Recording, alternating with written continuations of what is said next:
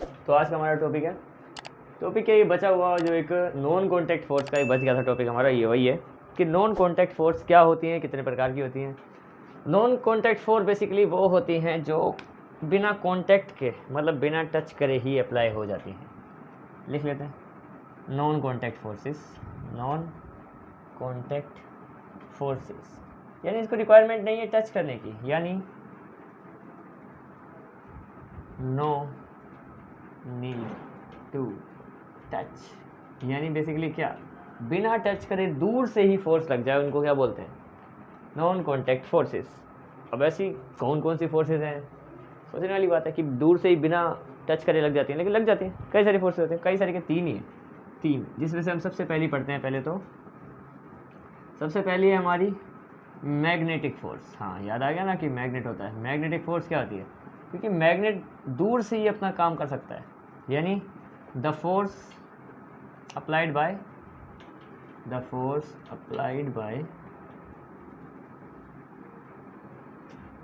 The magnets, यानी क्या, एक मैग्नेट है, लेट्स से एक बार मैग्नेट है, नॉर्थ पोल साउथ पोल, ये भी एक मैग्नेट है, नॉर्थ पोल साउथ पोल। अब तुम्हें पता है क्लास की, एक मैग्नेट, मान लो नॉर्थ पोल साउथ पोल छोड़ो, अट्रैक्ट, हम बेसिकली अट्रैक्ट की बात करें तो ये जो अट्रैक्ट होता है या फिर रिपेल होता है, सिमिलर पोल्स मान लो रिपेल भी हो जाते हैं, तो रिपेल सिमिलर फोर्स अगर रिपेल भी होते हैं मान लो क्लास, तो इसके लिए इनको टच करने की जरूरत थोड़ा पड़ती है। ये एक मैग्नेट है, दूर से ही कनेक्ट करते हैं आपस में, मतलब अट्रैक्शन की जरूरत ही नहीं, बिना कॉन्टैक्ट में आए ही फोर्स लगाना शुरू कर देते हैं। फॉर एग्जांपल, ये ऐसे नहीं है कि एक मैग्नेट यहाँ पे रखा है, इसके पास तब ये चिपके, ये यहाँ पे होगा, दूसरा यहाँ पे होगा, तो ये चालू कर देगा फोर्स लगाना कि आ जा, ऐसे ऐसे करके अपने आप ही खुद कॉन्टैक्ट में आ जाते हैं। यानी कि फोर्स जो अप्लाई होती है बिना कॉन्टैक्ट की होती है। नॉन कॉन्टैक्ट का पहला एग्जाम्पल है हमारा मैग्नेटिक। तुम्हें पता ही है कि दूर से ही ये फोर्स अप्लाई करने लग जाते हैं, मतलब बिना टच करे ही काम शुरू फोर्स अप्लाई करने का। अच्छा, अगला टॉपिक हमारा नॉन कॉन्टैक्ट फोर्स का दूसरा, कि बिना टच करे ऐसी कौन कौन सी फोर्सेज हैं जो कनेक्ट रहती हैं। फॉर एग्जांपल कौन कौन सी होती हैं, लगाओ दिमाग। अगली फोर्स है हमारी ग्रेविटेशनल फोर्स।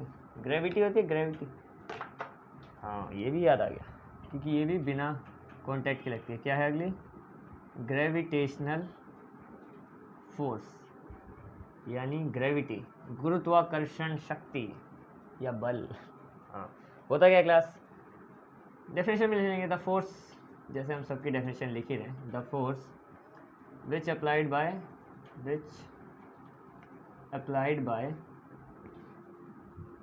ग्रेविटी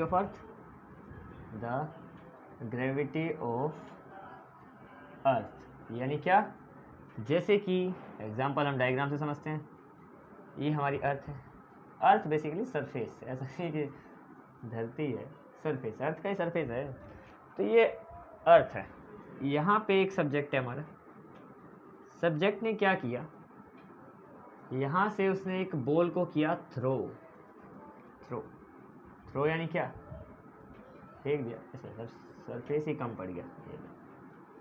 यहाँ से क्या किया इसने, किया है थ्रोइंग अ बॉल, लिख लेते हैं कि ये बॉल को फेंक रहा है, throwing a ball.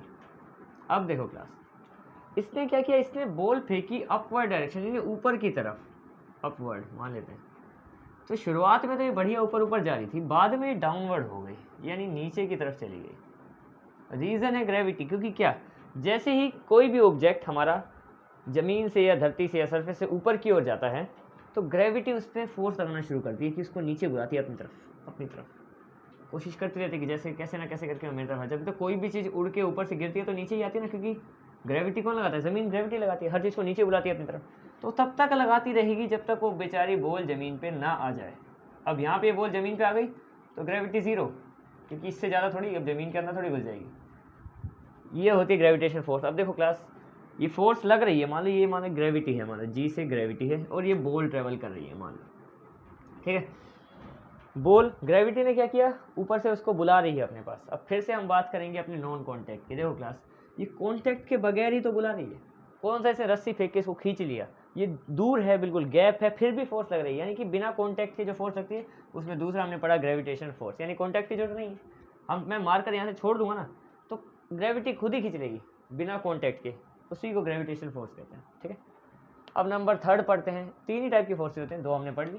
Number 3 non contact force, तीसरी कौन सी होती है ऐसी जो बिना कॉन्टैक्ट के लग जाती है, उसके बारे में भी पढ़ते हैं अभी भी।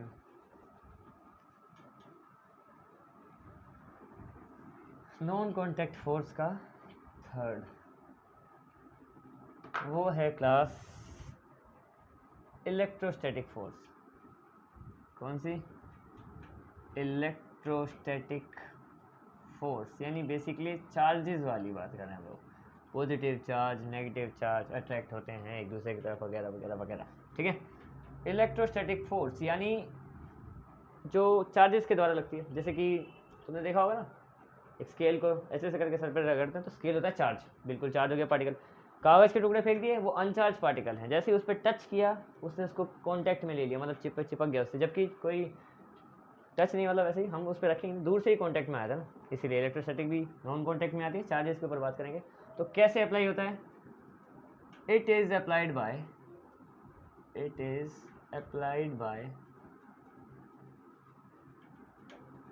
चार्ज पार्टिकल यानी कोई भी चीज़ जिसको हमने चार्ज कर लिया है, पहले से ही चार्ज है। A charge particle